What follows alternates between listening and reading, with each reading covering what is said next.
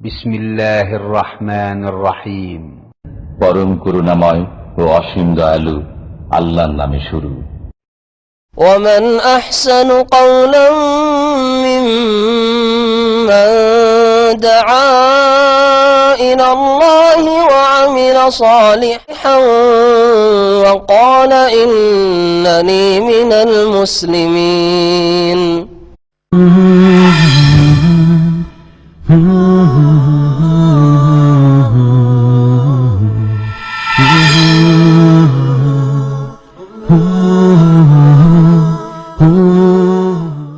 أعوذ بالله من الشيطان الرجيم.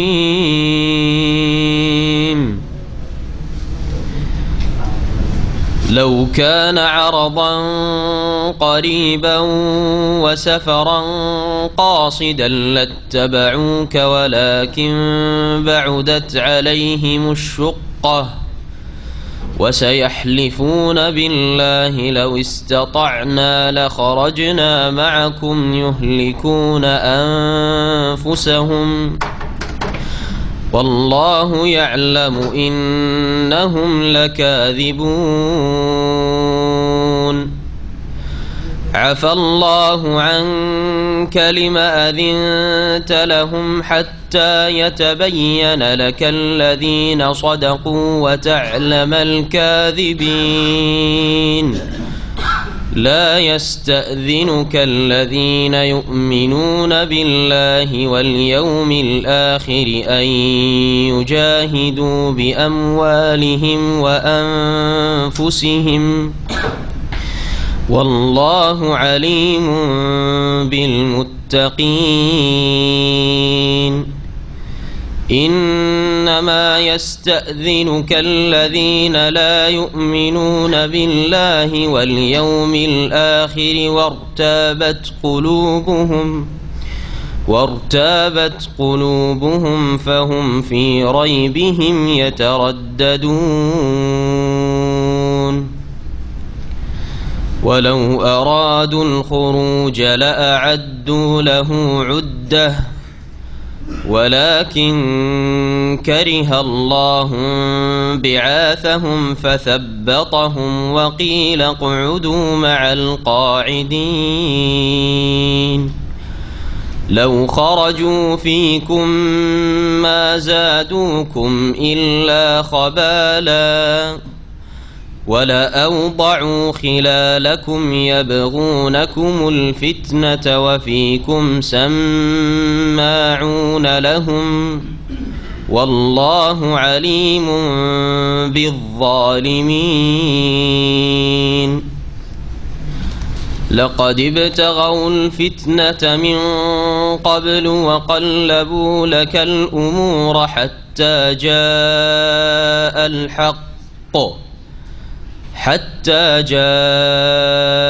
الحق وظهر أمر الله وهم كارهون. ومنهم من يقول ائذن لي ولا تفتني ألا في الفتنة سقطوا وإن جهنم لمحيطة بالكافرين. السلام عليكم ورحمة الله وبركاته. بسم الله الرحمن الرحيم. الحمد لله رب العالمين والصلاة والسلام على سيد المرسلين نبينا محمد وعلى آله وصحبه أجمعين. أما بعد فأعوذ بالله من الشيطان الرجيم. عفى الله عنك لما أذنت لهم حتى يتبين لك الذين صدقوا وتعلم الكاذبين. لا يستأذنك الذين يؤمنون بالله واليوم الآخر أن يجاهدوا بأموالهم وأنفسهم والله عليم بالمتقين. মহান আল্লাহর সমস্ত প্রশংসা যে আল্লাহ পাক রব্বুল আলামিন কোরআনে কারীম নাজিল করেছেন এবং এই কোরআনে কারীম দিয়ে আল্লাহ পাক রব্বুল আলামিন বহু রোগাক্রান্ত, যাদের অন্তর বিভিন্ন রোগে আক্রান্ত ছিল, তাদেরকে আল্লাহ পাক রব্বুল আলামিন আরোগ্য দান করেছেন। কারো কুফরি দূর হয়েছে, কারো শিরক দূর হয়েছে, কারো চরিত্রহীনতা দূর হয়েছে। আল্লাহ পাক রব্বুলের বহু মানুষের আল্লাহ পাক কোরআনে কারীম দিয়ে সংশোধন করেছেন, শিফার ব্যবস্থা করেছেন। কোরআনে কারীমকে আল্লাহ পাক শিফা আরোগ্য, চিকিৎসা বলে আখ্যায়িত করেছেন। সালাত এবং সালাম নাযিল হয়ে মুহাম্মদ রাসূলুল্লাহ সাল্লাল্লাহু আলাইহি ওয়াসাল্লামের উপর, যার সাহাবায়ে কেরামগণ এই উম্মতের সবচেয়ে শ্রেষ্ঠ। সেই যুগেও কিছু কপট মুনাফিক ছিল যারা ইসলামের ভিতরে এসে ইসলামের ক্ষতি করার চেষ্টা করেছিল। তাদের মুখোশ খুলে দেওয়ার জন্য, যাতে করে মানুষরা মুনাফিক সম্পর্কে সবচেয়ে বেশি সজাগ থাকে, কারণ এরা ঘরের শত্রু। আল্লাহ পাক রব্বুল সূরা তওবা নাজিল করেছেন। একটি সূরার নামে সূরা আল মুনাফিকুন রয়েছে, এই সূরাও নাজিল করেছেন। এই সূরা এই মুনাফিকদের সম্পর্কেই যে শুরু হয়েছে গত সপ্তাহ থেকে একেবারে শেষ পর্যন্ত মুনাফিকদের আলোচনা চলতে থাকবে। মাঝখানে মুমিনদের সম্পর্কে, সাহাবায়ে কেরাম সম্পর্কে, মুহাজির আনসার সম্পর্কে কিছু আলোচনা আছে। আমাদের আলোচনা প্রসঙ্গ ছিল তাবুকের যুদ্ধ, যে যুদ্ধের জন্য রাসূলুল্লাহ সাল্লাল্লাহু আলাইহি ওয়াসাল্লাম প্রস্তুতি নিলেন। সাহাবায়ে কেরামরা সেই সময় সংকটের সময় হলেও, অভাব ছিল, খেজুর পাকছে, গরম ছিল, লম্বা সফর ছিল, তারপরেও তারা প্রস্তুত জেহাদে যাওয়ার জন্য। কিন্তু মুনাফিকরা বিভিন্ন বাহানা করা শুরু করলো। আসলে তাদের যাওয়া উদ্দেশ্য ছিল না। তাদের উদ্দেশ্য এই বাহানা করাই এই ছিল যে আমরা অব্যাহতি চেয়ে নিই মুহাম্মদ সাল্লাল্লাহু আলাইহি ওয়াসাল্লামের কাছে, যদি আমাদেরকে অব্যাহতি দিয়ে দেয় তাহলে তো অনুমতি পেয়ে গেলাম, পারমিশন পেয়েই গেলাম, যে আমরা বলবো যে হ্যাঁ অনুমতি নিয়ে নিচ্ছি মদিনায় থাকার জন্য, এখন আমাদের যাওয়া একটু অসুবিধা, আমরা যাব না। আর যদি অব্যাহতি না দেন, অনুমতি হইতে পেলাম না, চাইলাম, দরখাস্ত করলাম, পেলাম না, তারপরেও যাব না, এটাই ছিল তাদের উদ্দেশ্য। এইরকম আজকাল মাদ্রাসা স্কুলে ছাত্ররা করে, কিছু ছাত্র আছে। আমরা যেহেতু মাদ্রাসায়, বড় বড় মাদ্রাসায় দীর্ঘদিন পড়িয়েছি, তো যেসব মাদ্রাসাতে আইন কানুন খুব শক্ত আছে সেখানে একটু ভয় করে ছাত্ররা। কিন্তু যেসব মাদ্রাসায় দেখে যে পড়াশোনার মানও অত ভালো না, অথবা এই মাদ্রাসা থেকে যদি আমাকে বহিষ্কার করা হয়, বহু মাদ্রাসা এরকম আছে এর চাইতে ভালো বা এরকম আছে, সেখানে গিয়ে অ্যাডমিশন হয়ে যাবে, টিসিও লাগে না, অনেক মাদ্রাসা আছে, মাদ্রাসার সিস্টেমগুলো এত বেকার, টিসিও লাগে না, কোথেকে এসছে না এসছে, কি রিপোর্ট তার আছে, কোনো খোঁজ খবর রাখে না। আর এক মাদ্রাসা থেকে গেলে আর মাদ্রাসা ছাত্র প্রয়োজন আছে, ভর্তি করে নেই। যার ফলে করে কি, আমাদের বেশ কিছু অভিজ্ঞ যারা প্রবীণ শিক্ষক আর যারা হেড মুদাররিস, প্রধান শিক্ষক, তাদের কাছে অনুমতি নেওয়ার জন্য আসে, তাদের কথা নকল করছি। বলছে যে অনুমতি নিতে এসছে সেজে, পাঞ্জাবি পায়জামা সুন্দর পরে প্রস্তুত হয়ে এসছে যে আমি বাড়ি যাব বা ছুটিতে যাব, বুধবার দিন, বৃহস্পতিবার ছুটি হবে, দুদিন আগে চলে এসছে হয়তো, ছুটি নেওয়ার জন্য এসছে। বলছে যে অনেক ছেলে এরকম আছে যে ব্যাগটাও ঘাড়ে করে আসে। আসার পরে প্রধান শিক্ষককে এসে বলছে যে মৌলানা সাহেব একটু ছুটি দেন। কিসের? বলছে বাড়ি যাবে, একটু জরুরি কাজ আছে, বা এই অসুবিধা আছে, কে বাপ অসুখ আছে, মা অসুখ আছে, বা যে যার বাহানা করান ছুটি। বহু এরকম প্রধান শিক্ষকরা আছে যাদেরকে জানি, তারা বলছেন যে আমরা যদি ছুটি নাও দিই তবু যাবে, আর ছুটি দিলেও যাবে। তো এখানে মান ইজ্জত রক্ষা এতে আছে যে ছুটি দিয়ে দিই। কি বুঝলেন? মান সম্মানটা বেঁচে থেকে গেল যে হ্যাঁ আমাকে মানলো, ছাত্র আমার অনগত জিজ্ঞেস করে যায়, হ্যাঁ অনুমতি নিয়ে যায়। আর যদি অনুমতি নাও দিই তবুও যাবে, তারও বেইজ্জতি হইল, হ্যাঁ বেইজ্জতি হইল। এই বেইজ্জতি থেকে বাঁচার জন্য এইরকম অবস্থা আজকাল শিক্ষা প্রতিষ্ঠানে। তাহলে কি করে ভালো আলেম তৈরি হবে এই সব ছাত্রগুলো? মুনাফিকদের অবস্থা ঠিক ওই রকম ছিল, হ্যাঁ, যে অনুমতি চাইবো মদিনায় থাকার, যে আমরা যেতে পারবো না, অনুমতি দিলে তো ভালোই হলো, যে অনুমতি পেয়ে গেলাম রাসূলের কাছে, আর যদি অনুমতি না পাই তবুও যাব না। যেমন ওহদে গিয়ে রাস্তা থেকে ফিরে এসছে, এত দূর যাব না।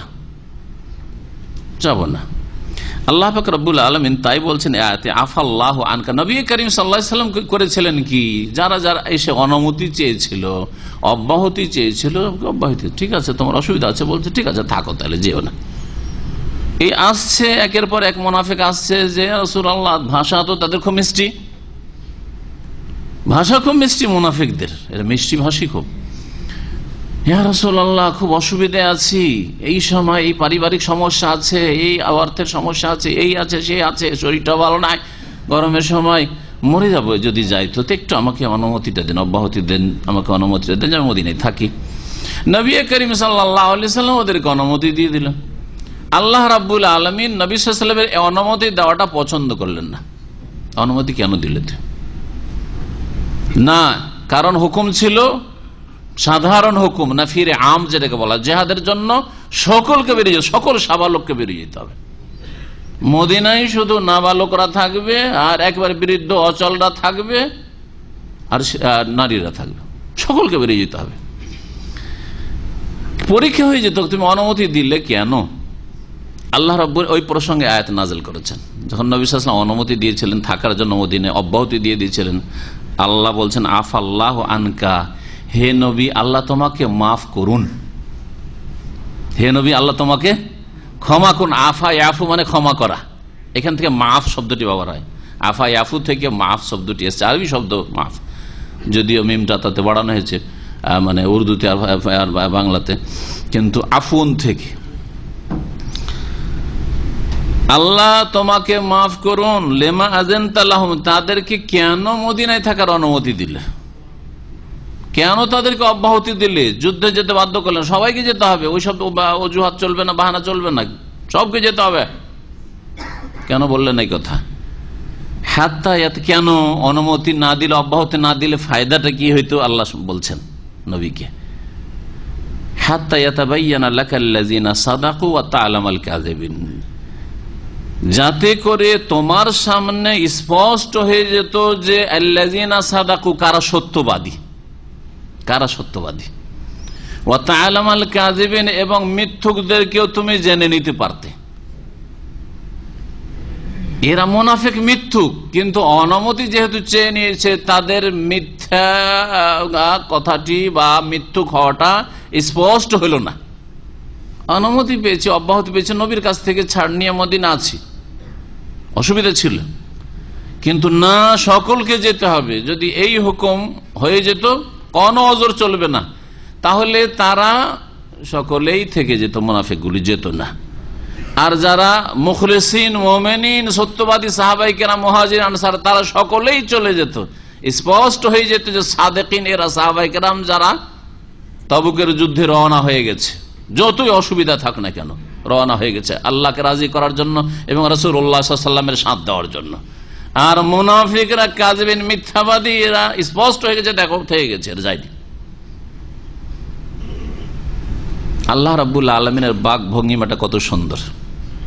আমাদেরকে কোরআন থেকে নিজের চরিত্রের সংশোধন করতে হবে, আমাদের বাক ভঙ্গিমার সংশোধন করতে হবে, আমাদের ভাষার সংশোধন করতে হবে।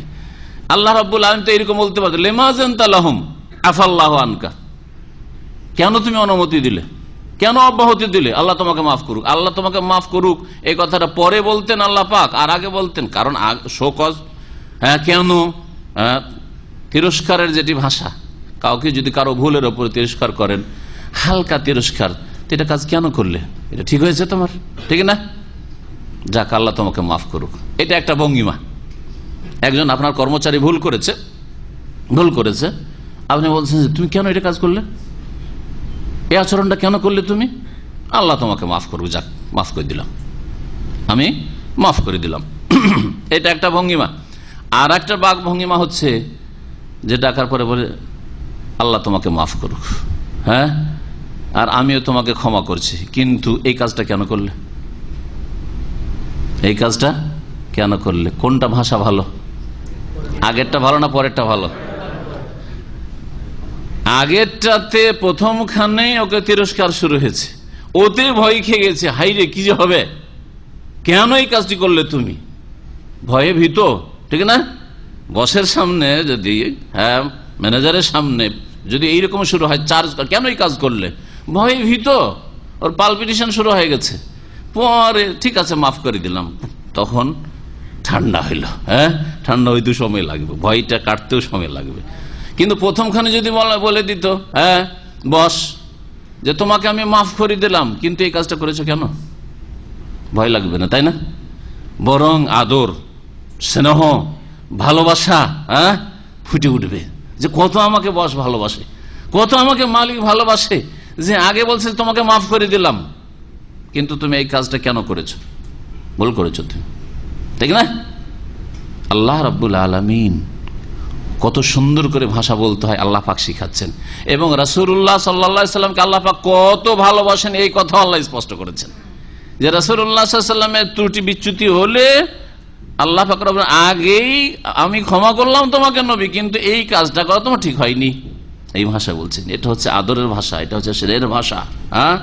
আল্লাহ পাক রব্বুল তারপরে বলছেন লা ইয়াস্তাযিনুকাল্লাযীনা ইউমিনুনা বিল্লাহি ওয়াল ইয়াউমিল আখির, যারা আল্লাহ এবং পরকালে বিশ্বাসী তারা হে নবী তোমার কাছে অব্যাহতি চাইবে না, তোমার কাছে তাবুকের যুদ্ধে যাব না, আমরা মদিনায় থাকবো, আমাদেরকে অনুমতি দেন, এই অনুমতি চাইবে না। ইস্তিজান মানে অনুমতি চাওয়া। ইউজাহিদু বিআমওয়ালিহিম ওয়া আনফুসিহিম, তারা তাদের ধন সম্পদ দিয়ে এবং জান দিয়ে জিহাদ করার ক্ষেত্রে তোমার কাছে অব্যাহতি চাইবে না, যে ইয়া রাসূলুল্লাহ জিহাদে যেতে পারবো না, টাকা পয়সা খরচ করতে পারবো না, এবার কিছু দান করতে পারবো না জিহাদের জন্য, দ্বীন ইসলামের জন্য, এই কথা কখনো বলবে না। আমি নিজে শরীক হইতে পারবো না, কিছু টাকা পয়সা দিয়ে দিচ্ছি, এসব কথা বলবে না। ওয়াল্লাহু আলিমুম বিল মুত্তাকিন, আর আল্লাহ রাব্বুল আলামিন সংযতদের সম্পর্কে, আল্লাহ ভীরুদের সম্পর্কে সম্যক জ্ঞানী। তাহলে কারা এরকম অজুহাত বাহানা করে, মিথ্যা এদিক সেদিক বাহানা করে অনুমতি চায়, অব্যাহতি চায়? আল্লাহ বলছেন ইন্নামা ইয়াস্তাযিনুকাল্লাযীনা লা ইউমিনুনা বিল্লাহি ওয়াল ইয়াউমিল আখির, সত্যিকারে হে নবী তোমার কাছে অব্যাহতি চাই, মদিনায় থেকে যাওয়ার অনুমতি চাই, তাবুক যুদ্ধে যাব না, আমাদের অনুমতি দেন এই বিষয়ে, এই অনুমতি চাই আল্লাযীনা লা ইউমিনুনা বিল, ওই সব কাফের মুনাফিকরা যারা আল্লাহকে বিশ্বাস করে না, আর ওয়াল ইয়াউমিল আখির পরকালকে বিশ্বাস করে না, ওয়ারতাবাত কুলুবহুম, এবং যাদের হৃদয় অন্তর সন্দিহান, সন্দেহপূর্ণ, কুলুব কলবের বহুবচন, আর ইরতাবা রাইবুন থেকে ইরতাবা বাব ইফতিয়াল, ইরতিয়াব ইজতিনাবের ওজনে, ওয়ারতাবাত কুলুবহুম তাদের অন্তর হচ্ছে সন্দেহপূর্ণ, তাদের অন্তরে সন্দেহ সংশয় ভরা, আল্লাহ বিশ্বাস নেই, রাসূলে বিশ্বাস নেই, আখিরাতে ওহীতে বিশ্বাস নেই, এসব বিশ্বাস নেই, সন্দেহ তাদের অন্তর। যে আল্লাহ রাব্বুল বলছেন যে নবী মুহাম্মদ রাসূলুল্লাহ সাল্লাল্লাহু আলাইহি ওয়াসাল্লামের কাছে অব্যাহতি চাই কারা, যারা আল্লাহকে বিশ্বাস করে না, পরকালে বিশ্বাস করে না, ওয়ারতাবাত কুলুবহুম, এবং তাদের অন্তর সন্দেহপূর্ণ, ফাহুম ফি রাইবিহিম ইয়াতারাদ্দাদুন, সুতরাং তারা তাদের সন্দেহে ঘুরপাক খাচ্ছে। তারাদ্দুদ মানে দ্বিধাদ্বন্দ্বে থাকা, তারাদ্দুদ মানে রদ মানে ফিরে আসা বা ফিরিয়ে দেওয়া, তো ইয়াতারাদ্দাদুন তারাদ্দুদ মানে হচ্ছে ঘুরপাক খাওয়া, ওতেই ঘুরপাক খাচ্ছে ওখানে, যেমন কলুর বলদ ঘুরপাক খায়। আপনারা আখ থেকে রস বের করতে দেখেছেন এককালে গরু দিয়ে? দেখেছেন? তাহলে আজকাল মেশিনে করে, একযুগে ছিল গরু দিয়ে। তো গরু ঘুরতে আছে সুবহানাল্লাহ, সোজা রাস্তাতে চললে হয়তো 100-200 কিলোমিটার তার চলা হয়ে গেছে, কিন্তু ওখানে ঘুরতে আছে। তো এই মুনাফিকরা তাদের সন্দেহের মধ্যেই ঘুরপাক খাচ্ছে, ওখানে সন্দেহের মধ্যেই ঘুরপাক। আল্লাহ পাক রব্বুল আলামিন তারপরে বলছে এই মুনাফিকরা কখনো যেত না জিহাদে, এদেরকে অব্যাহতি দিলেও যেত না, পারমিশন পেয়ে গেছে, আর না দিলেও যেত না, যা সবকে যেত, তারপরে যেত না, তোমার কথা শুনতো না। হে নবী সাল্লাল্লাহু আলাইহি সাল্লাম, কেন? যে যাবে তার প্রস্তুতি থাকবে, এদের কোনো প্রস্তুতি নেই। আপনি যদি কোথাও যান সফরে, তার আগে থেকে একটা প্রস্তুতি থাকবে, কোনো প্রস্তুতি নাই, না মানসিক প্রস্তুতি, না শারীরিক প্রস্তুতি, আর না মাল সামান নিতে হবে, সওয়ারির ব্যবস্থা করতে হবে, কোনো তৈয়ারি নাই, কোনো প্রস্তুতি নেই। আল্লাহ বলছেন ওয়ালাউ আরাদুল খুরুজ লাআদ্দু লাহু উদ্দাহ, তারা যদি বের হওয়ায় ইচ্ছুক হইত, তাদের ইচ্ছা থাকতো জিহাদে বের হওয়ার, লাআদ্দু লাহু উদ্দাহ, এর জন্য যথাযথ প্রস্তুতি নিত। এদাদ মানে প্রস্তুতি নেওয়া, রেডি করা। ওয়ালাকিন কারিহাল্লাহু বিআসাহুম, তাহলে এরা বের হইল না, এতে কি মুমিনদের লস, ক্ষতি? আল্লাহ পাক আগের অংশগুলিতে বা আগের আয়াতগুলিতে বলতে চাইছেন যে না, এ মুনাফিকরা যে তাবুক যুদ্ধে যায়নি, এতে উম্মাতে মুসলিমার ফায়দা রয়েছে, ক্ষতি হয়নি। এরা গেলেই বেশি ক্ষতি হইতো। এটাও শোনেন, অনেক সময় অপ্রীতিকর কিছু হয় বাহ্যিক, তাতে লাভ থাকে, তাতে লস থাকে না, ক্ষতি থাকে না। মুনাফিকদের অবস্থাটা ওইরকম। আল্লাহ পাক রব্বুনা বলছেন, তারা যদি বের হয়ে যেতে ইচ্ছুক হইতো তাহলে অবশ্য তার জন্য যথাযথ প্রস্তুতি নিত। ওয়ালাকিন কারিহাল্লাহু বিআসাহুম, তবে আল্লাহ রাব্বুল আলামিন তাদের এই যুদ্ধ অভিযানে বেরিয়ে যাওয়াকে ঘৃণা করেন, অপছন্দ করেন। কারি আল্লাহ, আল্লাহ পাক পছন্দ করেন না যে মুনাফিকগুলি তাবুকের যুদ্ধে যাক। এমবিআস, বাসা মানে উঠা, বাসা মানে পাঠানো হয়, আর বাসা মানে উঠা হয়। বাসা মানে কোন জিনিসকে উঠানো, আর এমবাসা মানে নিজে উঠা, লাজেম আর মুতাআদ্দি। সহিহ বুখারীতে হাদিস রয়েছে যে মা আয়েশা রাদিয়াল্লাহু তাআলা আনহা যখন হার হারিয়ে গেল জিহাদের সফরে, তাই না, হার হারিয়েছিল, দুইবার হার হারিয়েছে এরকম করে, আল্লাহর পক্ষ থেকে আল্লাহর ফয়সালা, দুইবার করে হার হারায়। আর আয়েশা রাদিয়াল্লাহু, আর কারণ না, তাঁরই হার হারায়, হার ছিঁড়ে পড়ে যা হারিয়ে যায়। একবার হার হারিয়েছে, হারটা পড়েছে যেখানে, ওখানে তার উটটা বসে গেছে, উটের পেটের তলি পড়ে আছে, আর গোটা মাঠ খুঁজে হয়রান হয়ে গেল সকল সাহাবাইকেরা। নবী সাল্লাল্লাহু আলাইহি ওয়াসাল্লাম জানতে পারছেন না উটের পেটের তলায় কি পড়ে আছে, আর সারা পৃথিবীর সবকিছু জেনে নেন না, নবী জানতে পারলেন না, ওলিয়া উলিয়া গৌস কুতুব সবকিছু জেনে নেন যে এই মরিদের ছেলে অমুক দ্বীপে আছে, আর ওই দ্বীপ থেকে উঠিয়ে নিয়ে এসে বাড়ির গেটে হাজির করে দিল। হক্কানি পীরদের কিচ্ছা এগুলো, বুঝলেন না? এগুলো ইসলাম? এগুলোর নাম ইসলাম? এগুলোর নাম শিরকিয়াত। গায়েব, গায়েব একমাত্র অদৃশ্যের জ্ঞান একমাত্র আল্লাহর কাছে, আলেমুল গায়েব তিনি একমাত্র। তো ওই হাদিসটা রয়েছে যে আমরা যখন নিরাশ হয়ে গেলাম, আর হার পাওয়া গেল না, আর খুঁজে লাভ নাই, তায়াম্মুমের বিধান নাযিল হয়ে গেল। কারণ এমন জায়গাতে অবস্থান করতে হয়েছে ওই কারণে যেখানে পানি, কারণ ওই নিয়ত ছিল না যে ওখানে নামাজ পড়বো, এগিয়ে চলে যাবো কিছুক্ষণ পরে, একটু প্রয়োজন যা পুরা করা আছে এখান থেকে, তারপরে সামনে গিয়ে কোথাও নামাজ পড়বো, সেজন্য পানির জায়গায় আমরা অবস্থান করি নাই। কিন্তু নামাজের সময় হয়ে গেছে, নামাজ পড়তে হবে, তায়াম্মুমের আয়াত নাযিল হয়ে গেল। অপ্রীতিকর একটা ঘটনা, হার হারার অপ্রীতিকর ঘটনা ঘটলো, আর ফায়দা কি হলো? এখানে যখন মানুষের প্রয়োজন, নামাজ পড়তে হবে, নামাজের টাইম চলে যাচ্ছে, উজুর পানি নেই, তায়াম্মুমের বিধান নাযিল হয়ে গেল। এই ঘটনাতে বোঝা যায় যে অনেক সময় কষ্টদায়ক জিনিস, অপ্রীতিকর জিনিসে আপনার জীবনে কি থাকে? কল্যাণ থাকে। আসা আন তাকরাহু শাইআন ওয়া ইয়াজআলুল্লাহু ফীহি খায়রান কাসীরা, একটি আয়াত রয়েছে। হতে পারে একটা জিনিসকে তুমি ঘৃণা করছো, অপছন্দ করছো, যেন এরকম না হয়, কিন্তু ওতে আল্লাহ অজস্র কল্যাণ রেখেছেন। আর আসা আন তাকরাহু শাইআন ওয়া হুয়া খায়রুল লাকুম, হতে পারে যে একটা জিনিসকে ভালো মনে করে খারাপ মনে করছো, সেটা তোমার জন্য কল্যাণকর, আর একটা জিনিসকে ভালো মনে করছো, সেটা তোমার জন্য অমঙ্গল, অকল্যাণ কর। আল্লাহু ইয়ালামু ওয়া আনতুম লা তা'লামুন। এটা কথা বলার জন্য ঘটনা বলি। ঘটনা কি বলছি? বলছে নিরাশ হয়ে চলো এখান থেকে, এখন উঠো, পাওয়া তো গেল না। বলছে ফালাম্মা বাসনাল বাইরা, যখন উটটাকে উঠাইলাম, এই যে বাসা মানে উঠানো হয়, বাসা মানে কি হয়? উঠানো। উটকে যখন উঠাইলাম, ওয়াজাদনাল ইকদা তাহতাহু, মালাটি ওই উটের নিচে পড়েছিল, পেলাম। একদম মানে মালা, এখানে কি রয়েছে? ওই বাসা থেকে ইমবাসা, ওয়ালাকিন কারিহাল্লাহু ইমবিআসাহুম, তাহলে শাব্দিক অর্থ আল্লাহ তাদের এখান থেকে উঠে তারা মদিনা থেকে দাঁড়াবে, আল্লাহ তাদের দাঁড়ানোকে ঘৃণা করেন, অপছন্দ করলেন যে তারা দাঁড়াক, কিসের জন্য? তাবুকের জিহাদে শরীক হওয়ার জন্য। এটা আল্লাহ অপছন্দ করলেন। আল্লাহ চান না যে মুনাফিক গুলো মদিনা থেকে যাক ওই তাবুকের যুদ্ধে।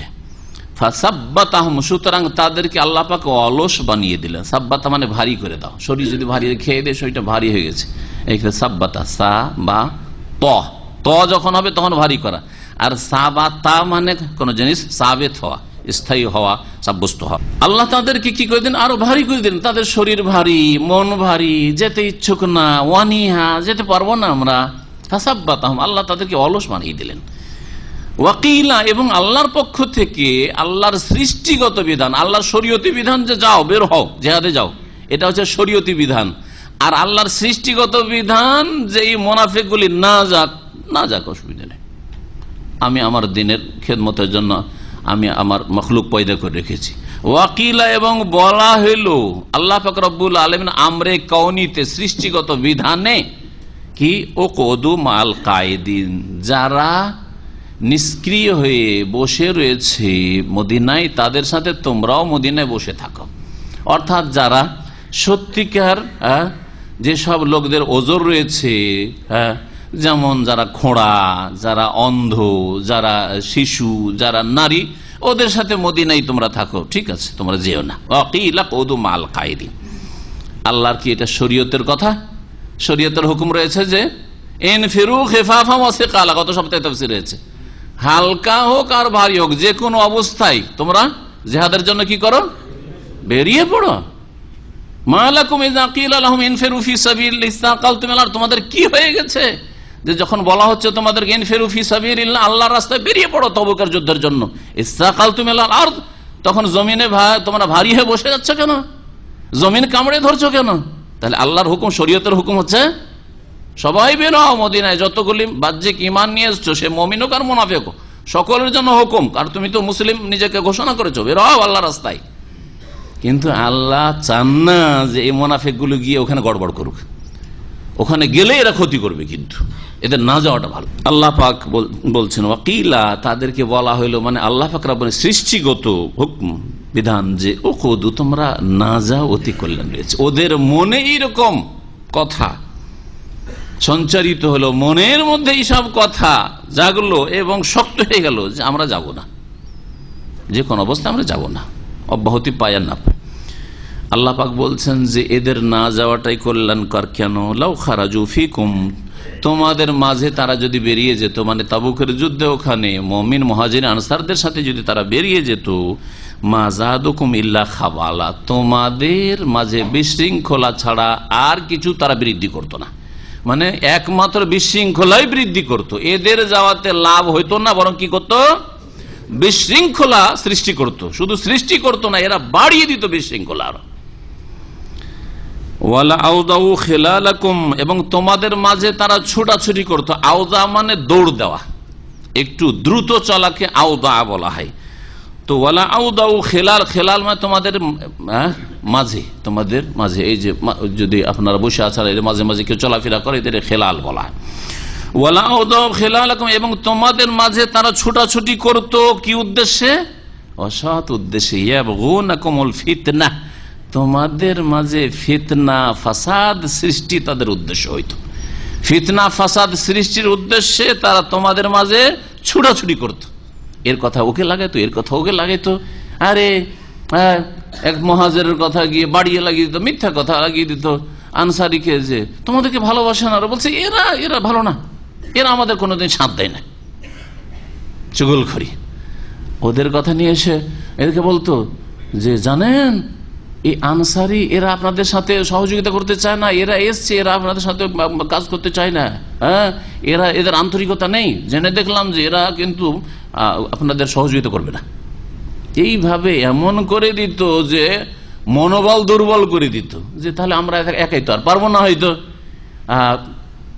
আর এরা তো ভালোবাসে না যাদের জন্য আমরা মুহাজিরিন মক্কা থেকে এসেছি, ওদেরকে আশ্রয় দিলাম, আমরা ওদের জন্য ওদের সাথ দিয়েছি, আর ওদের জন্য এখানে জিহাদের ময়দানে ওরাই আমাদেরকে ভালোবাসে না, তাহলে দরকারটা কি? এইভাবে ফিতনা সৃষ্টি করত। এইরকম কাজ হচ্ছে মুনাফিকদের। মুনাফিকদের কাজ হচ্ছে আপোষে শুধু দ্বন্দ্ব বাঁধানো, ফিতনা ফাসাদ সৃষ্টি করা।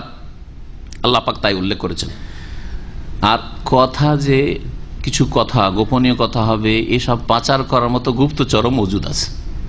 ওয়াফিকুম সাম্মাউনা লাহুম, আর তোমাদের মাঝে তাদের কথা শোনার লোকও আছে।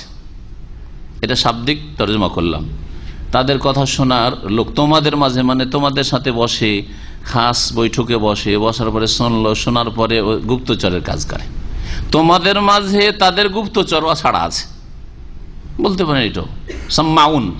সামিয়া ইয়াসমা মানে শোনা, আর ওখান থেকে সাম্মা যে বেশি বেশি শুনে, আর শোনার পরে অসৎ উদ্দেশ্যে শুনে ছো মেরে একবারে কথাটাকে নিয়ে দৌড় দিল আর পৌঁছে দিল। আর জানেন, আরে আপনারা তো একই ইসলামী সেন্টারে আসেন আর দাওয়াতের কাজ করেন, কিন্তু আপনার সম্পর্কে তো তার অন্তরে বড়ই বিদ্বেষ, ঘৃণা, দিল ফিতনা সৃষ্টি করে। ও থাকলে আমি নেই, ও যেখানে আছে আমি না, ও যদি এই কাজ করে তো আমি না, ওকে বাদ দিয়ে কাজ করলে আমি আছি। এসব ফিতনা ফাসাদ সৃষ্টি করে, এগুলি হচ্ছে মুনাফিকদের চরিত্র। ওয়াফিকুম সাম্মাউনা লাহুম, আর তোমাদের মাঝে তাদের গুপ্তচরও আছে। ওয়াল্লাহু আলিমুম বিয-যালিমিন, আর আল্লাহ জালেমদের সম্পর্কে সম্যক জ্ঞানী।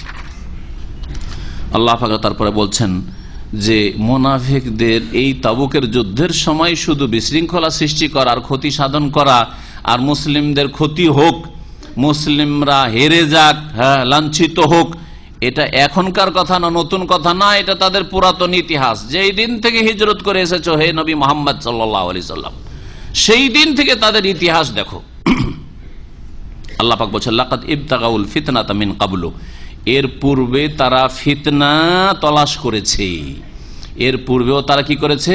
ফিতনার সন্ধান করেছে। কোথায় তারা বিশৃঙ্খলা সৃষ্টি করতে পারে, ফিতনা ফাসাদ পয়দা করতে পারবে, এগুলি তলাশ করে বেরিয়েছে। ওয়াকাল্লাবু লাকাল উমুর, এবং তোমার কাজগুলিকে তারা উলট পালট করেছে। শাব্দিক অর্থ কাল্লাবা, কাল্লাবা মানে কি করা, ও উলট পালট করা বা উল্টানো। আমি যে পাতাটাকে উল্টালাম, এটা কি বলা হয়? কাল্লেবিল ওয়ারাক, মানে তুমি পাতা উল্টাও। জি, আমার দেশের ওই যে প্রশ্নপত্র থাকে, তাতে যদি যে একদিকে প্রশ্ন আছে, তারপর দ্বিতীয় দিকে যদি প্রশ্ন থাকে, তো কি লেখা থাকে মনে আছে? কি লেখা থাকে? ওপিটি না পিটিও? ওপিটি বলছে, তো আমাকে ভুল করে দিল বাবু, পিটিও। ঠিক না? তো ওইটাকে আরবিতে আমাদের মধ্যে ইউনিভার্সিটি লেখাতে কাল্লেবিল ওয়ারাক, কাল্লেবিল, কাল্লেব, কাল্লেব মানে উল্টাও। জি, পাতা উল্টাও, ওরাক মানে পাতা, পাতা উল্টাও। আল্লাহ পাক বলছেন যে এরা ফিতনা তলাশ করে বেরিয়েছে এর আগেও, মিন ক্বাবলু ওয়াকাল্লাবু লাকাল উমুর, হে নবী তোমার কাজগুলিকে উলট পালট করার চেষ্টা করেছে। শুরু থেকে এরা উলট পালট করার চেষ্টা করেছে। কেমন করে উলট পালট করার চেষ্টা করেছে? মদিনায় আসতে যখন তখন মুহাজির আনসারের মাঝে লড়াই বাঁধাবার চেষ্টা করেছে, এবং মুসলিমদের ক্ষতি করার জন্য ইহুদিদের কাছে গেছে যে তোমরা যা পারো করো, ক্ষতি করো, আমরা আছি, ভিতরে আছি, তোমাদের সহযোগিতা। এসব করেছে ওহদের যুদ্ধের সময়, তাবুকের যুদ্ধ 9ম হিজরিতে, তাই না? ওহদের যুদ্ধ কোন হিজরিতে? 3য় হিজরিতে। 2য় হিজরিতে বদর, আর 3য় হিজরিতে হচ্ছে। কমপক্ষে যদি আপনি ইসলামের ইতিহাসের এতটা না জানেন যে এই হিজরি ওয়াইজ, 1ম হিজরি, 2য় হিজরি, 3য় হিজরি কি কি হইল, তাহলে আপনি কিছু জানেন না। তাহলে সিরাতুন নবীর কিছু জানেন না, ইসলামের আসল ইতিহাসের। এই জন্য প্রত্যেক মুসলিমের জন্য এগুলো জানা ফরজ।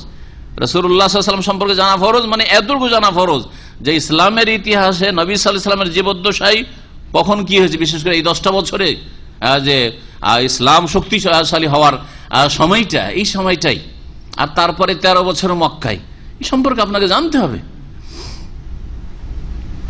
এরা বেরিয়ে গেল, 1000 লোককে নিয়ে নবী সাল্লাল্লাহু আলাইহি ওয়াসাল্লাম বেরোলেন। রাস্তায় কিছু দূর গিয়ে মুনাফিকরা বলল যে আমরা যাব না। কেন যাবেন, কি ব্যাপার? ওর তো বাড়িতে থাকতে পারতো, কিন্তু রাস্তায় কি কেন পলায়ন করলো? বাকিগুলোকে যেন ফিরাইতে পারি। জি, বাকিগুলোকে যেন ফিরাইতে পারি। কারণ এরা বলল 1000 ছিলাম, এতেই কম, আর ওতেই যদি 300 চলে যেত, আমরা কি করে একা লড়াই করবো? চল আমরাও যাই, তাহলে হবে না? হবে না? মনটা খারাপ হয়ে যাবে, চল আমরাও ফিরে যাই। কয়েকটা আর গোত্রকে ফিরিয়ে দিতে পারলে তো কাজ হলো। কিছু দুর্বল মমিন হয়তো, ওরা মুনাফিক নাই, কিন্তু নতুন নতুন মুসলমান হয়েছে, ওদের সাথে আত্মীয়তা রয়েছে ওই মুনাফিকগুলির বংশের, তো বংশের একটা টানেও তারা চলে যেতে পারে যে আমাদের বংশের সবাই চলে গেল, তা আর আমরা থেকে গেলাম নাকি। এই শয়তানি উদ্দেশ্য ছিল, নাহলে বাড়িতে তো বসে থাকতে পারতো। তাহলে আগে থেকে প্রস্তুতি নিয়ে ওইভাবে নবী সাল্লাল্লাহু আলাইহি ওয়াসাল্লাম সাহাবারা বেরোতেন। এই ফিতনা সৃষ্টি করেছে। আর মক্কা বিজয় যখন হলো, তখন গায়ের জ্বালার তাদের শেষ নেই। বদর থেকে গায়ের জ্বালা শুরু হয়েছে। বদরে যখন কাফের 70 জন নিহত হলো, 70 জনকে বন্দী করে নিয়েছে নবী করিম সাল্লাল্লাহু আলাইহি ওয়াসাল্লাম মসজিদে বেঁধে দিলেন, আর তাদের কাছ থেকে পণ্য হলো, গায়ের জ্বালা ওখান থেকে শুরু হয়েছে। আর ক্ষতি যে কোনো ভাবে হোক না কেন, যখন তখন ক্ষতি করা। নবী করিম সাল্লাল্লাহু আলাইহি ওয়াসাল্লাম বিবির উপর মিথ্যা অপবাদ, এই মুনাফিকরা, ঠিক না? এইরকম খন্দকের সময় সমস্ত আরব কাফের গোত্রগুলিকে ডেকে নিয়ে আসা কাজ ছিল শুধু এদের, এই মুনাফিকদের। মুনাফিকরা এক এক গোত্র, একবারে রিয়াজ, আল খারাজ, এই কাসিম, এইসব এলাকাতে এসছে, গিতফান গোত্র, এইসব নাজদ এলাকায় ছিল। বিভিন্ন গোত্রে এসে যে তোমরা করছো কি, আমরা আছি মদিনায় তোমাদের সহযোগিতার জন্য, আর এ মুহাম্মদ আরো আগে বেড়ে গেল, এর সাথে সঙ্গে আগে বেড়ে গেল, বৈশা থাকবে তো তোমাদের সব সর্বনাশ হয়ে যাবে, আসো। এই কাজগুলি করেছে মুনাফিকরা মদিনায় বসে বসে। আল্লাহ বলছেন ওয়াকাল্লাবু লাকাল উমুর, তোমার কাজগুলোকে উলট পালট করার চেষ্টা করেছে। হাত্তা জাআল হক, এমনকি সত্য আগত হয়েছে, সত্যকে বাধা দিতে পারে। আল্লাহ যখন হককে নিয়ে আসবেন, কোনো শক্তি বাধা দিতে পারবে না। আজকাল বিদাতের উঠে পড়ে লেগেছে সহিহ আকীদার বিরুদ্ধে। কোরআন এবং হাদিসে দলিলের কথা বলেন, এক উঠে পড়ে লেগেছে সহিহ দাওয়াতের বিরুদ্ধে, কিছুই করতে পারবে না। ইনশাআল্লাহ তাআলা কিছু করতে পারবে না, কিছুই করতে পারবে না। আল্লাহ যদি হককে কায়েম করতে চান, কোন শক্তি বাধা দিতে পারবে না। আর মানুষের চোখ খুলে গেছে, অন্তর যদি ফিরে যায়, অন্তরের উপরে কারো রাজত্ব চলে না, শরীরের উপরে রাজত্ব চলে। আপনি মারপিট করে আর জুলুম অত্যাচার করে, হ্যাঁ, ইত্যাদি ইত্যাদি এইসব করে, প্রলোভন দিয়ে, ধমক দিয়ে মানুষের বডির উপর গোলামি করতে, মানে আপনি নেতৃত্ব দিতে বডিকে গোলাম বানাইতে পারেন, কিন্তু অন্তরকে গোলাম বানানো যায় না। অন্তরকে গোলাম বানালে অন্তর জয় করতে হবে। অন্তরকে যদি গোলাম বানাইতে হয় তাহলে কি করতে হবে?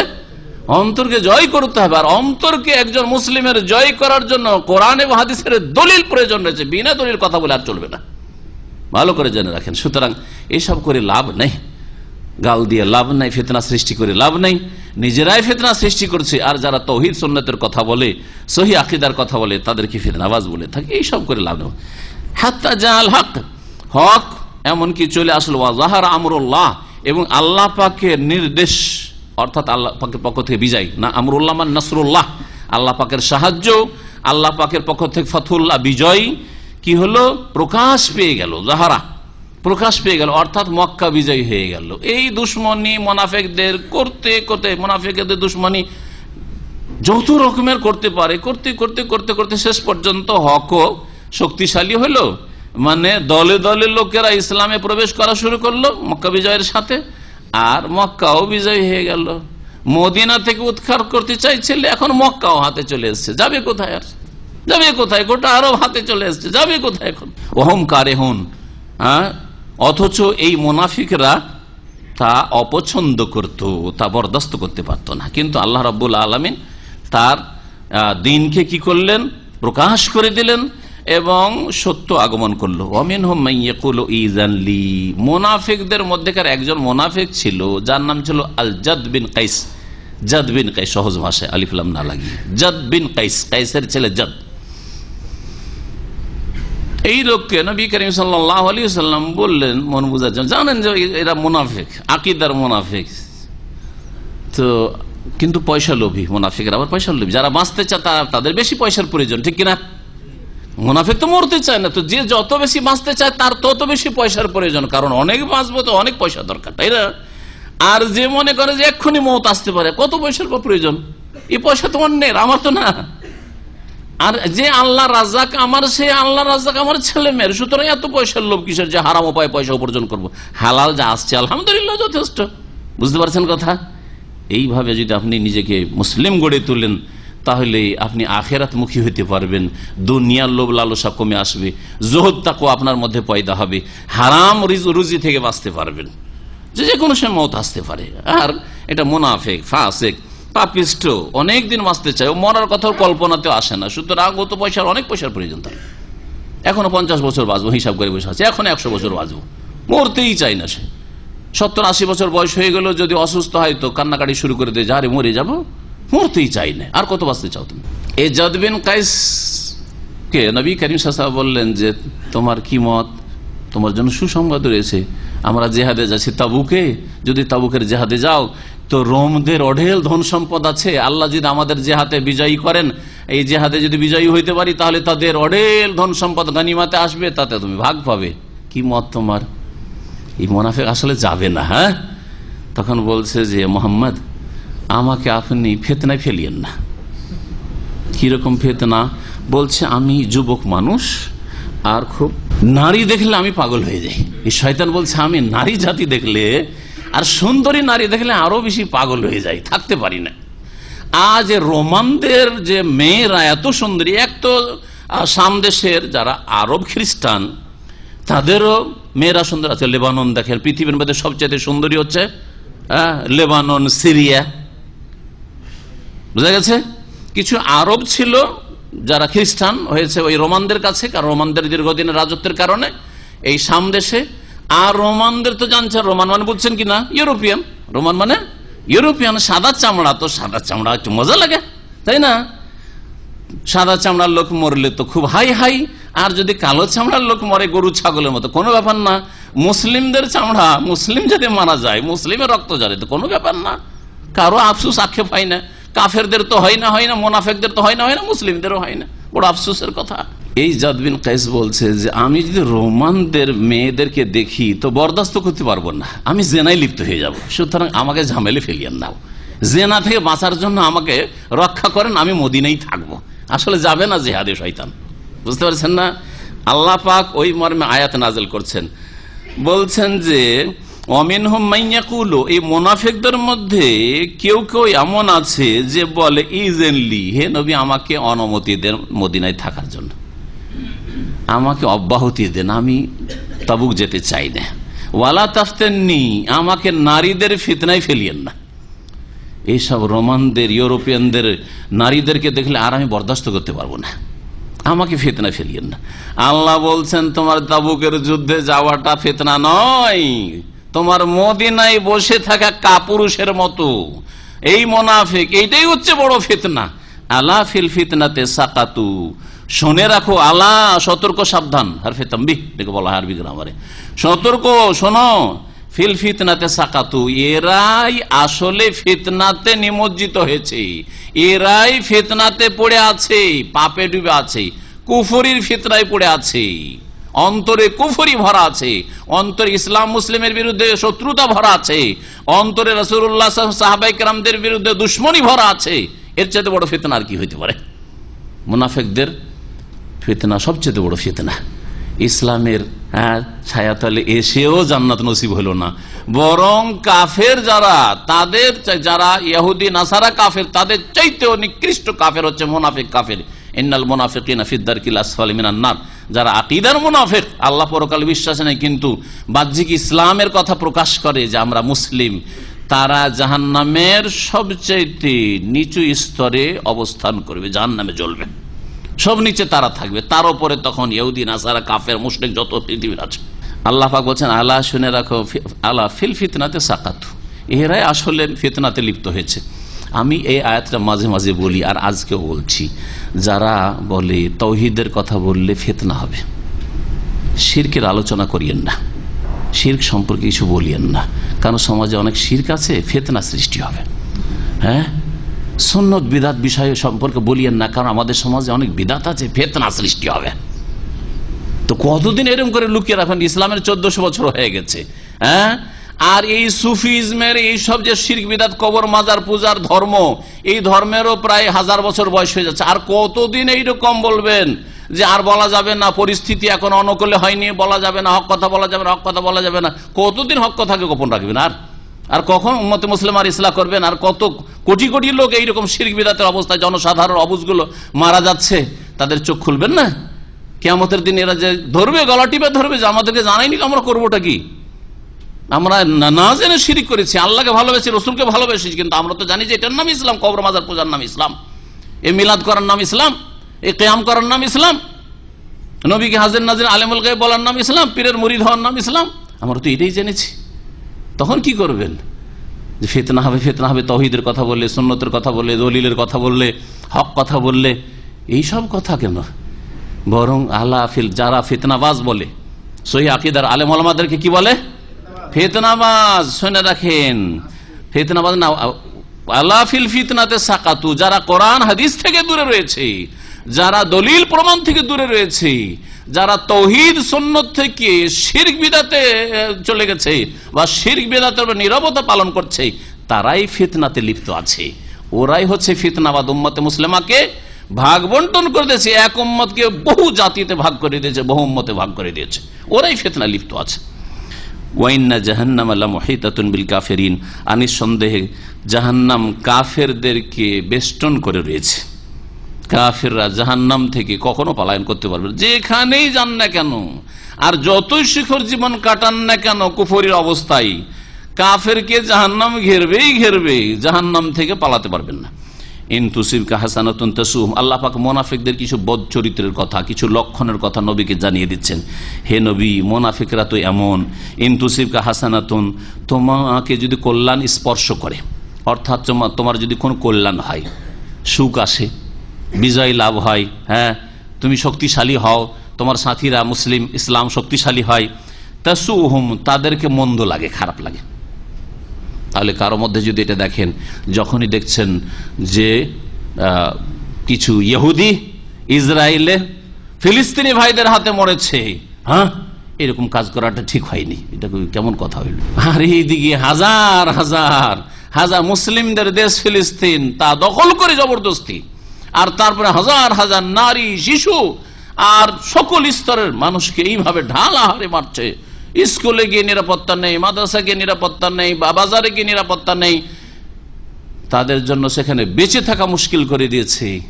এর উপর কোনদিন একটা প্রতিবাদও জানালো না, কখনো বললো না যে ইসরায়েল এরকম অন্যায় কাজ করছে, ইসরায়েল এরকম জুলম অত্যাচার করছে, এসব কথা বললো না। হে নবী, মুনাফিকদের চরিত্র হচ্ছে যে ইন তুসিবকা হাসানাতুন, তোমার যদি কল্যাণ হয়, তাসুহুম, তাদেরকে খারাপ লাগে, ওয়াইন তুসিবকা মুসিবাতুন, আর তোমার ওপর যদি বালা মুসিবত আসে, বিপদ আপদ আসে, ইয়াকুলু, তখন তারা বলে কাদ আখাযনা আমরানা মিন কাবলু, আমরা এর পূর্বেই সতর্ক হয়ে গেছিলাম, ভালো যে আমরা যাইনি মুহাম্মাদের সাথে। নবী করিম সাল্লাল্লাহু আলাইহি ওয়াসাল্লাম ওহদ যুদ্ধে গেলেন, আর ওহদ যুদ্ধে গিয়ে মাথায় মোবারক জখম হইল, দাঁত শহীদ হইল, নবী করিম সাল্লাল্লাহু আলাইহি ওয়াসাল্লাম একটা গর্তে গিয়ে পড়ে গেলেন, হ্যাঁ, এবং রটে গেল গুজব যে ইন্না মুহাম্মাদান কাদ কুতিল। কাফেররা একবারে চিৎকার করে বলে দিল, শয়তান প্রথম আওয়াজ দিচ্ছে, আর কাফেররা স্লোগান দিচ্ছে যে মোহাম্মদকে খুন করে দিয়েছি, মোহাম্মদকে মেরে দিয়েছি। তখন এই যে 300 ফিরে চলে এসেছিল, তারা কি বলেছিল, কাদ আখাযনা আমরানা মিন কাবল, ওদের কথা নকল করা হয়েছে। আমরা তো এই জন্যই যাইনি, আগে থেকে সতর্ক হয়ে গেছি। আখাযনা আমরানা মিন কাবল মানা, আমরা এর পূর্বে কি হয়ে গেছিলাম, সতর্ক হয়েছিলাম, আমরা জানছি যে এখানে লাভ, ওহদে গিয়ে লাভ হবে না, ক্ষয়ক্ষতি হবে, সেজন্য আগে আমরা সতর্ক হয়ে গেছি। আমরা ওইসবের নেই। এটা কোরআন হাদিসের মাহফিল করছেন, আর মাহফিল করতে গিয়ে বিদাতিরা একটু ডিস্টার্ব করে দিল, আর ডিস্টার্ব করে দেওয়ায় তারপরে তখন হয়তো সেখানে হয়তো সফল হতে পারলেন না। কিছু দুর্বল ইমানের লোক আছে, বলছে আমরা এই জন্য আগে থেকে বলছিলাম যে এসব করতে হবে না, দরকার না, আর এসব আমি ওই জন্য আগে থেকে কেটে পড়েছিলাম, ছিলাম না আমি, না, এই জন্য আমি ছিলাম না এগুলোতে। আর তারা কেটে পড়ে আনন্দিত হয়ে, যদি নবী সাল্লামের ক্ষয়ক্ষতি হয়, সাহাবাই কেরামদের ক্ষয়ক্ষতি হয়, 70 জন সাহাবাই কেরাম শহীদ হইলেন অহদে, তখন তারা কেটে পড়ে ফারেহুন, আনন্দিত হয়ে, যে আগে আমরা সতর্ক হয়ে গেছিলাম, আমরা বেঁচে গেছি। আল্লাহ পাক জবাবে বলছেন এবং শিখিয়ে দিচ্ছেন নবী করিম সাল্লাল্লাহু আলাইহি ওয়াসাল্লামকে, সাহাবায়ে কেরামদেরকে, যে তোমরা এই দোয়া বলো, এটা মুখস্থ করে নেবেন, এই দোয়াটি, এই আয়াতটি, যদি বালা মুসিবত আসে তো এই বলবেন, কুলটা বলবেন না। আল্লাহ নবীকে বলছেন কি, কুল মানে হে নবী তুমি বলো, তোমার ক্ষয়ক্ষতি হয়েছে, হ্যাঁ, এখানে এসেছি সেজন্য ক্ষয়ক্ষতি হয়েছে, যদি ওহদে না আসতাম, চলে যেতাম ফিরে, তাহলে ভালো হয়তো, এইসব কথা বলবে না, বরং কি বলো, হে নবী বলো, লা ইউসিবানা ইল্লা মা কাতাবাল্লাহু লানা হুয়া মাওলানা ওয়া আলাল্লাহি ফালিয়াতাওয়াক্কালিল মুমিনুন। লা ইউসিবানা ইল্লা মা কাতাবাল্লাহু লানা, আমাদের উপর এমন কোন বিপদ আসবে না যেটা আল্লাহ লিখেননি, যা আল্লাহ লিখেছেন, আল্লাহ লিখনিতে ভাগ্যে রেখেছেন, তাই আমাদের উপর আসতে পারে, তাছাড়া আর কিছু আসতে পারে না। তাহলে যেই বিপদ আপদ এসছে, এটা হচ্ছে আল্লাহ পাকের ফয়সালা, আল্লাহ পাক আমাদের মন্দ করেননি, এতেই কোনো কল্যাণ আছে। একজন মুমিনের জন্য সর্ব অবস্থায় কল্যাণ আসছে, পরে আয়াত সেই জন্য সর্ব অবস্থায় কল্যাণ কেমন করে তা বলছেন, তারপরে আয়াতই রয়েছে, লা ইউসিবানা ইল্লা মা কাতাবাল্লাহু লানা। এতে কি তাকদীরের ওপর অপ্রীতিকর অবস্থা, তকদিরে ভাগ্য খারাপ হলো, তারপরে যখন বলেন লা ইউসিবানা ইল্লা মা কাতাবাল্লাহু লানা, এতে কি হবে, মনের মধ্যে যে জ্বালা, দুঃখ, কষ্ট, শোক, এই শোকের ওপর কি করা হবে, জি, মলম দেওয়া হবে, শোকের চিকিৎসা করা হবে, শোকের ওষুধ। হয়ে গেছে, ঘটে গেছে, আর তো করার কিছু নেই, তখন আল্লাহ পাক ভাগ্যে রেখেছিল, সেই জন্য হয়েছে, আল্লাহ যদি না রাখতেন হয়তো না, আল্লাহ পাকের ইচ্ছা, আল্লাহ নিশ্চয়ই এতে কোনো কল্যাণ রেখেছেন। লা ইউসিবানা ইল্লা মা কাতাবাল্লাহু লানা, যতক্ষণ পর্যন্ত কোনো অপ্রীতিকর অবস্থা ঘটেনি, যথাসাধ্য বাঁচার চেষ্টা করব, ঠিক আছে, কিন্তু যখন কোনো কিছু ঘটে গেছে, তখন আপনাকে বলতে হবে ইন্না লিল্লাহি ওয়া ইন্না ইলাইহি রাজিউন। হ্যাঁ, আর বললেন ইউসিবানা ইল্লা মা কাতাবাল্লাহু লানা হুয়া মাওলানা, তিনি হচ্ছেন আমাদের সত্যিকার অভিভাবক, পৃষ্ঠপোষক, আল্লাহ হচ্ছেন সত্যিকার অভিভাবক। যদিও মাওলা শব্দটি আল্লাহ ছাড়া অন্যের জন্য বলা জায়েজ। যেমন আল্লাহর নামগুলি দুই রকম, কিছু কিছু আল্লাহর গুণবাচক নাম আছে যেগুলি আল্লাহ ছাড়া কারো ক্ষেত্রে বলা যাবে না। যেমন আল্লাহ ছাড়া কাউকে রহমান, পরম করুণাময় আমার বাপ বলতে পারবেন? রহমান কাউকে বলা যাবে না। হ্যাঁ, আমার যে কফিল আছে না, বা অমুক দেশের যে রাজা আছে না, বর্তমান রাজা আছে না, সে হচ্ছে রহমান, শিরক, বড় শিরক। এটা বুঝা গেছে? খালেক বলা যাবে, সৃষ্টিকর্তা বলা যাবে, রাজ্জাক বলা যাবে, যে আমার কফিল রাজ্জাক, রিজিক দাতা বলা যাবে। তাহলে আল্লাহ পাকের 99টি নামের মধ্যে বেশ কিছু নাম আছে যেগুলি একেবারে আল্লাহর সাথে খাস, কারো সম্পর্কে বলা যাবে না, ঠিক আছে না? কিন্তু কিছু কিছু নাম আছে যেগুলি বলা যাবে, তার অর্থ ব্যাপক অর্থ রয়েছে আর সীমিত অর্থ রয়েছে। রহিম, রহমানটা বলা যাবে, কিন্তু রহিম আর রহিম না, রহিম আলিফ লাম দিয়ে হলে ব্যাপক অর্থ চলে আসে তাতে। হ্যাঁ, সুতরাং আর রহিম আল্লাহ, বিসমিল্লাহির রহমানির রহিম, ঠিক না? জি। কিন্তু যদি রহিম বলেন জায়েজ আছে। আমার বড় ভাই খুব দয়ালু, আমার আব্বা খুব দয়ালু, দয়ালু মানে রহিম। হ্যাঁ, আরবিতে যদি এটার তর্জমা করেন বলবে কাফিলি রহিমুন, আমার কফিল খুব দয়ালু ব্যক্তি, জায়েজ আছে, জায়েজ আছে। নবী সাল্লাল্লাহু আলাইহি ওয়াসাল্লাম সম্পর্কে আল্লাহ বলেছেন বিল মুমিনিনা রাউফুর রহিম, নবীকে রউফ বলা হয়েছে, আল্লাহর নাম এটি রউফ, কিন্তু আল্লাহর সাথে খাস না নবীর ক্ষেত্রে। কিন্তু নবীকে রহমান বলা যাবে না, হ্যাঁ, নবীকে খালেক বলা যাবে, নবীকে রাজ্জাক কোনো জায়গায় বলা হয়নি, কিন্তু নবীকে রউফ বলা হয়েছে, হ্যাঁ, রহিম বলা হয়েছে। মাওলা শব্দটি ঠিক ওই রকমই, আল্লাহর ক্ষেত্রে বলবেন তখন ব্যাপক অর্থ হবে, সত্যিকার সার্বিক ক্ষেত্রে অভিভাবক। আর যদি কোনো বড় ব্যক্তি সম্পর্কে বলেন তাহলে, হ্যাঁ, আপনার কফিলকে বলেন মাওলা, হ্যাঁ, তাহলে সে মালিক, আপনার কফিল হিসাবে মাওলা কফিল বলছেন।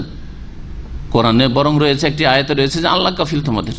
হ্যাঁ, তো সত্যিকার কফিল আল্লাহ, আর এই হচ্ছে টেম্পোরারি কফিল, সীমিত কফিল, ওই আপনার একামার কফিল, আর কিচ্ছুর কফিল না। আপনার ব্যাংকেরও কফিল না, আপনার বাড়িরও কফিল না, আপনার টাকা পয়সারও কফিল না, আপনার শরীর স্বাস্থ্যের কফিল না, কোনো কিছুর কফিল না। শুধু আপনার ওই যে একামাটা দেওয়ার ক্ষমতা আছে, এক্সিট লাগাবার ক্ষমতা আছে, ভিসাটা দিয়েছে, সেই কফিল, ব্যাস, সীমিত অর্থে এতটুকু কফিল, বুঝলেন না? তো ওই রকমই মাওলা শব্দটি, মাওলা গায়রুল্লাহ, আল্লাহ ছাড়া অন্যের ক্ষেত্রে বলা যেতে পারে। সুতরাং মৌলভী সাহেব, মাওলানা যদিও জায়েজ, কিন্তু পছন্দনীয় নয়, পছন্দনীয় নয়। কারণ আল্লাহ রাব্বুল আলামিন এখানে বলেছেন হুয়া মৌলানা, শিখাচ্ছেন আল্লাহ হচ্ছেন আমাদের মাওলা। মাওলানা মানে তিনি মাওলানা, তিনি আমাদের মাওলা। তারপরে সূরা বাকারার শেষ আয়াতে রয়েছে, কি আছে? আনতা মাওলানা ফানসুরনা আল কওমি, আনতা, হে আল্লাহ তুমি তো আমাদের মাওলা, সত্যিকার মাওলা, ব্যাপক অর্থে মাওলা, সবকিছুর মালিক তুমি, এই অর্থে। তো জায়েজ হইলেও সেটা খুব পছন্দনীয় না। সুতরাং এই শব্দটি আরব দেশগুলিতে কখনো প্রয়োগ হয় না, এটাকে উঠিয়ে দেওয়াটাই সহিহ আকীদার ভাইদের জন্য ভালো। ওয়া আলাল্লাহি ফালিয়াতাওয়াক্কালিল মুমিনুন, আর আল্লাহর উপরে যেন মুমিনরা কি করে?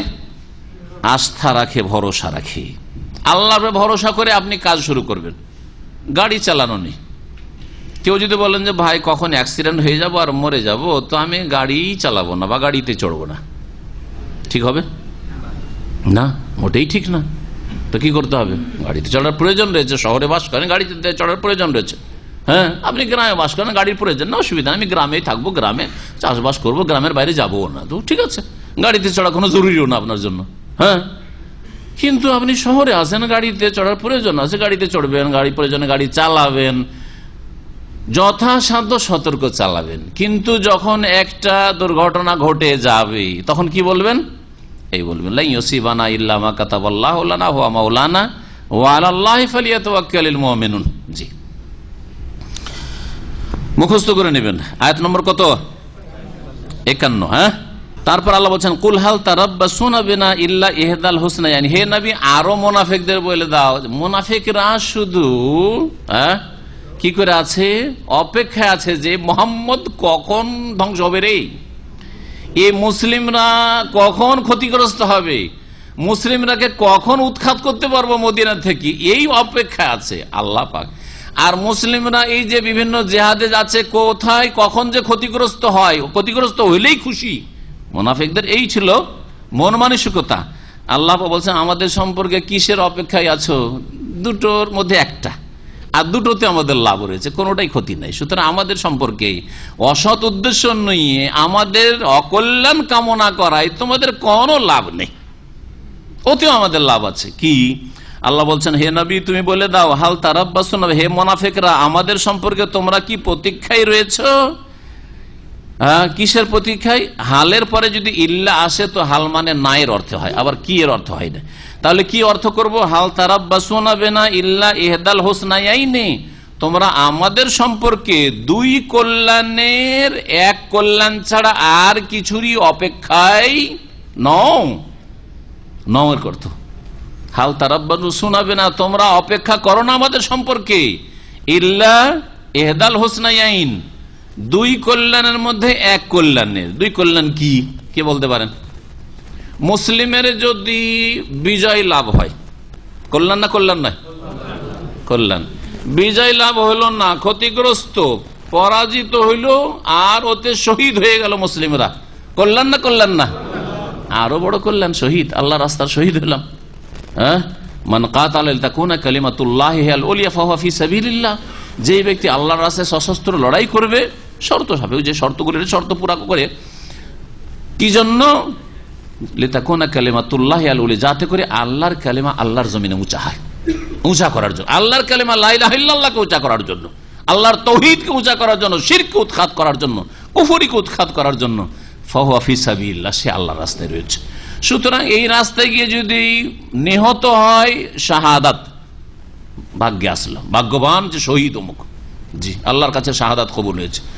আর যদি এই রাস্তায় গিয়ে বিজয়ী হইতে পারে, বিজয়ী হয়ে ফিরে আসে, তাহলে গাজী, তার সাথে সাথে ফাতেহ, ফাতেহ বিজয়ী পুরুষ।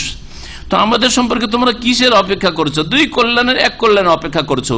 ওয়া নাহনু নাতারাব্বাসু বিকুম, তোমরা যখন আমাদের সম্পর্কে অপেক্ষায় রয়েছে যে কি হচ্ছে তামাশা দেখি মুহাম্মাদের আর তার সাথী সঙ্গী, আমরাও তোমাদের সম্পর্কে প্রতীক্ষায় রয়েছি, দেখি তোমাদের দশা কি হয়, আল্লাহ কি করেন, তোমাদের সম্পর্কে দুটোর এক হবে। আল্লাহ পাক বলছেন কি,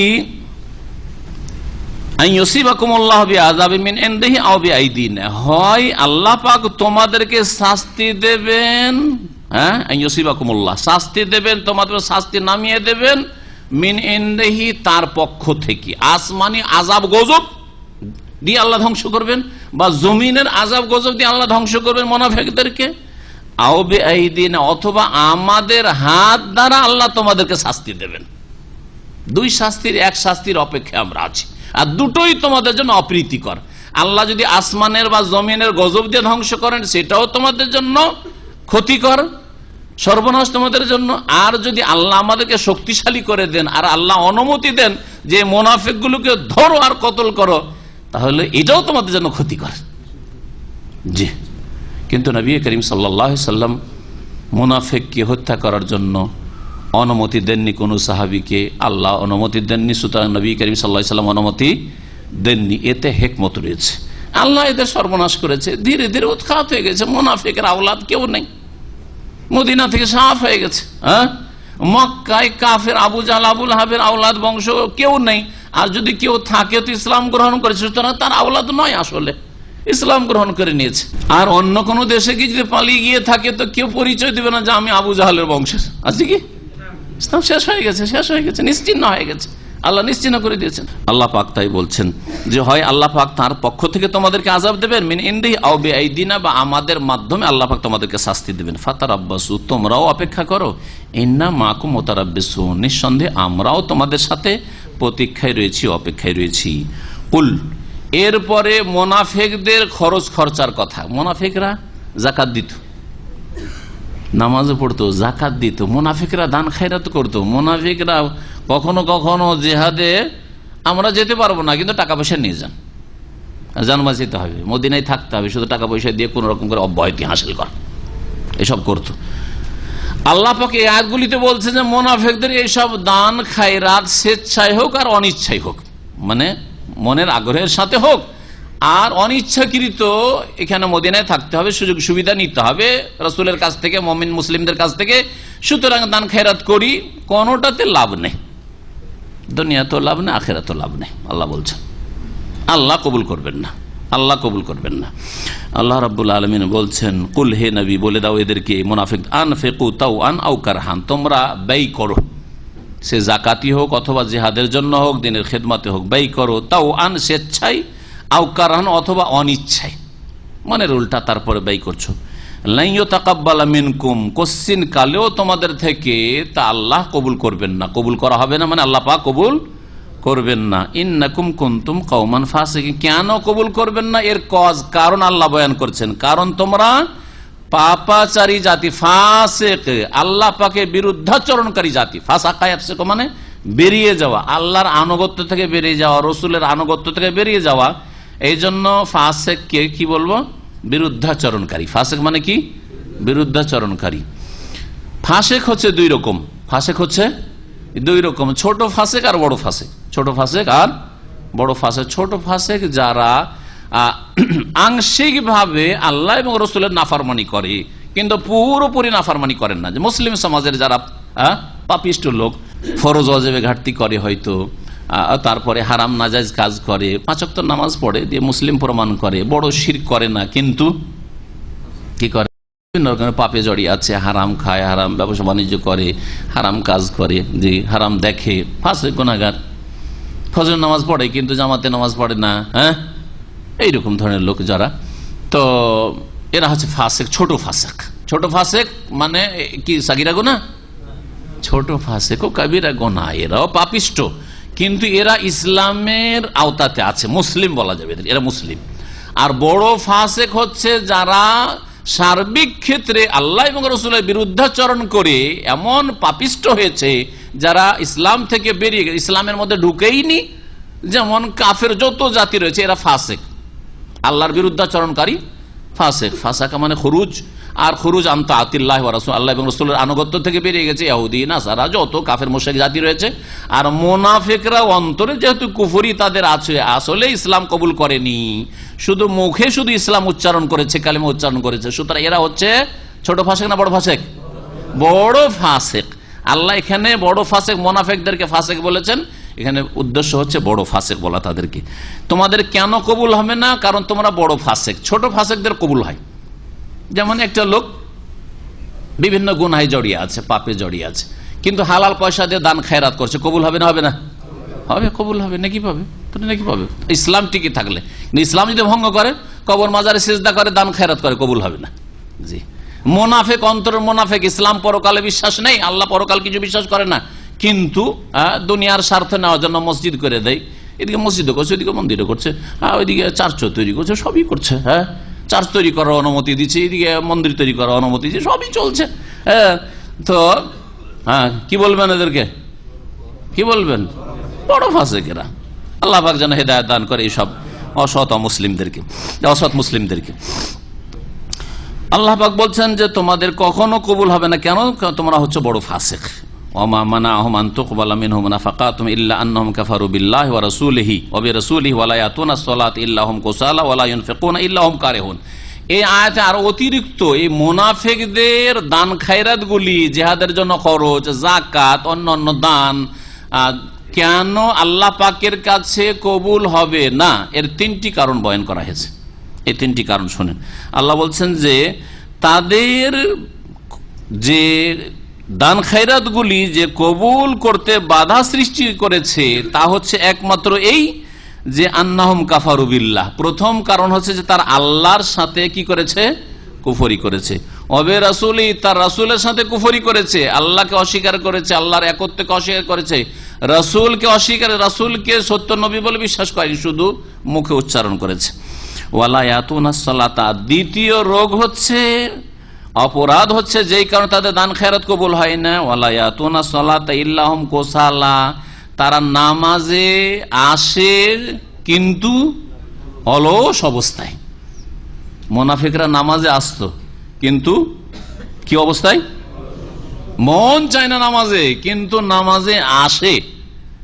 তারপরেও যদি তাদের দান খায়রাত কবুল না হয়, তাহলে মুসলিম সমাজের যারা আধা নামাজি, বেনামাজি, জুমা পড়া মুসলমান, 3 ওয়াক্ত পড়া মুসলমান, 4 ওয়াক্ত পড়া মুসলমান, 5 ওয়াক্ত নামাজ পড়েন না, তাদের দান খেরাত কি করে কবুল হবে?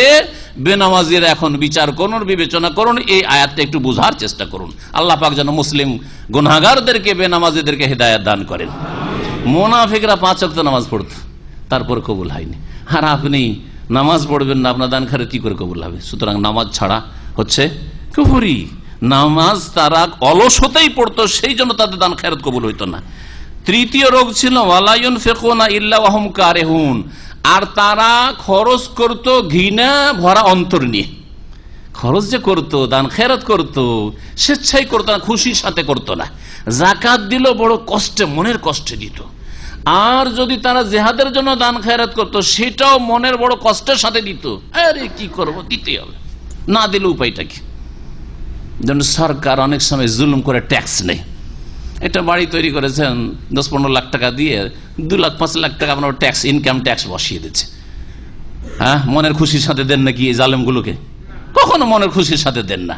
তো যেই ঘৃণা ভরে দেন, এটা আপনার ন্যায্য অধিকার, কারণ এইটা জালেমেরা।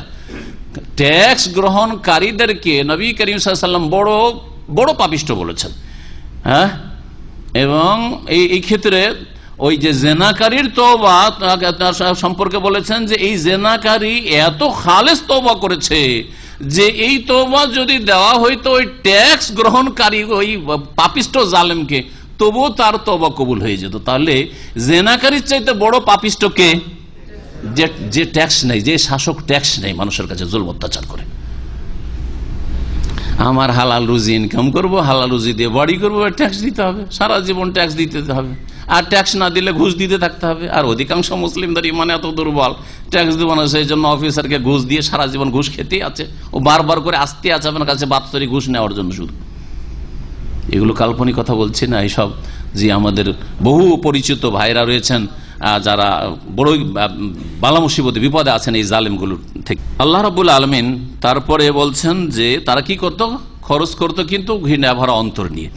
তাহলে এই 3টি কারণ, তাদের দান খায়রাতে কোনো নেকি পেত না, কি জন্য? তারা কুফরি করেছে, তারা নামাজ অলসতার সাথে আদায় করে, তারা মনের খুশির সাথে স্বতঃস্ফূর্তভাবে খরচ করে না, বরং তারা ঘৃণা ভরা অন্তর নিয়ে খরচ করে। আল্লাহ বলছেন ফালা তুজিবকা আমওয়ালুহুম ওয়ালা আওলাদুহুম। মুনাফিকদের কাছে ধন সম্পদও যথেষ্ট ছিল মদিনায়। আল্লাহ বলছেন যে হে নবী, তোমাকে তাদের ধন সম্পদ আর তাদের সন্তানরা যেন তোমাকে চমৎকৃত না করে, মানে তোমাকে দেখে সুন্দর না লাগে যে মুনাফিকদের কাছে এত টাকা পয়সা, এদের জনবল বেশি আছে। আওলাদ বলতে এখানে জনবল বোঝানো হয়েছে, জনবল বেশি আছে আর ধনবল বেশি আছে। এতে তুমি আনন্দিত হয়ে না বা এদেরকে আশ্চর্য হয়ে না, এটা কোনো কাজের নয়। ইন্নামা ইউরিদুল্লাহু লিইউআযিবাহুম বিহা ফিল হায়াতিদ দুনিয়া। এই মুনাফিকদের ধন সম্পদ দিয়ে আল্লাহ তাদেরকে ইহ জগতে এই ধন সম্পদ দিয়ে শাস্তি দিতে চান। এক আশ্চর্য কথা কোরআনে কারীমের, যে ধন সম্পদও মানুষকে শাস্তি দেয়। ধন সম্পদ কি করে? মানুষকে শাস্তি দেয়। ধন সম্পদে খুব খুশি, কিন্তু ধন সম্পদ আপনাকে আযাব দিচ্ছে বিভিন্ন রকম ভাবে। আখিরাতের আযাব তো আছেই যদি ধন সম্পদের হক আদায় না হয়, বা হালাল বৈধ উপায় যদি উপার্জিত না হয়, আর বৈধ জায়গায় খরচ না হয়। কিন্তু এই ধন সম্পদ দিয়ে দুনিয়াতেও আযাব দেওয়া হয়। কেমন করে বুঝবেন এই আয়াত? জি, আল্লাহ চাইছেন কি যে মুনাফিকদেরকে আযাব দেবেন কি দিয়ে? বিহা, এই ধন সম্পদ দিয়ে আর জন দিয়ে, ধন দিয়ে আর জন দিয়ে, ফিল হায়াতিদ দুনিয়া, এই পার্থিব জগতে। ওয়াতাজহাক আনফুসুহুম ওয়া হুম কাফিরুন, আর তাদের কুফরি অবস্থায় যাতে করে তাদের রূহ বাহির হয়ে যায়, অর্থাৎ তাদের মৃত্যু হয় কি অবস্থায়? কুফরির অবস্থায়। আল্লাহ চান যে কাফের হয়ে মুনাফিকগুলি মারা যাক, এদের ইমানের তৌফিক না হয়, কারণ এদের বদমাইশি খুব বেশি, এদের দ্বারা ইসলামের ক্ষয়ক্ষতি খুব বেশি। সুতরাং এরা কুফরি অবস্থায় মরুক, এবং দুনিয়াতে তাদের ধন সম্পদ এবং জনবল তাদের জন্য আযাব শাস্তির কারণ হোক। কেমন করে? যদি জিজ্ঞেস করি, এত দূর পৌঁছিতে পারবেন না, বেরেন হয়তো পৌঁছিবেন না, তারপরে চেষ্টা করেন আপনারা। আর আমি বলছি, হ্যাঁ, কেমন করে? মুনাফিকের ধন জন তাদের জন্য আযাব, মুনাফিকদের ধন জন তাদের জন্য আযাব দুনিয়াতে। কোন দিক থেকে?